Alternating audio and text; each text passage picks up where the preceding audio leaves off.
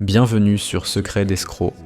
Aujourd'hui, nous allons vous raconter l'histoire fascinante de Jan van Meegeren, l'un des plus grands faussaires de l'histoire de l'art. Ce peintre néerlandais est devenu célèbre en trompant les plus grands experts du monde avec ses faux tableaux de Vermeer. Comment a-t-il réussi à duper tout le monde? Découvrons-le. Dans les années 1920, Van Meegeren est un artiste frustré. Ses œuvres originales sont critiquées et rejetées.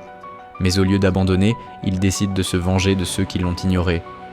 Son plan, créer des faux si parfaits que même les experts les plus respectés seraient trompés. Van Meegeren se concentre sur l'un des peintres les plus respectés de son époque, Johannes Vermeer. Il parvient à reproduire à la perfection les techniques et le style de Vermeer. En 1937, il présente l'un de ses faux, Le Christ et les disciples d'Emmaüs, et il est immédiatement salué comme un chef-d'œuvre authentique. Van Meegeren parvient à vendre plusieurs de ses faux à des musées et des collectionneurs privés, trompant des critiques d'art et des institutions. Pendant la Seconde Guerre mondiale, il vend même un de ses faux Vermeer à Hermann Göring, l'un des plus hauts dignitaires nazis. Après la guerre, Van Meegeren est arrêté pour avoir vendu un trésor national néerlandais à l'ennemi. Mais pour ne pas être exécuté pour trahison, il avoue sa supercherie.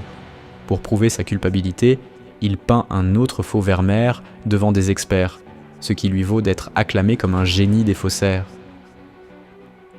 Jan van Meegeren écopera d'1 an de prison, mais il meurt peu de temps après son procès, d'une crise cardiaque, mais son héritage perdure.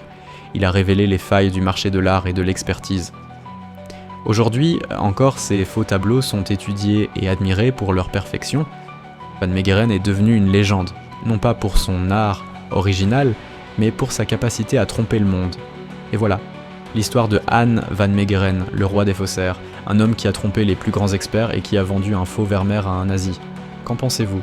Faites-le nous savoir dans les commentaires et abonnez-vous pour d'autres histoires captivantes.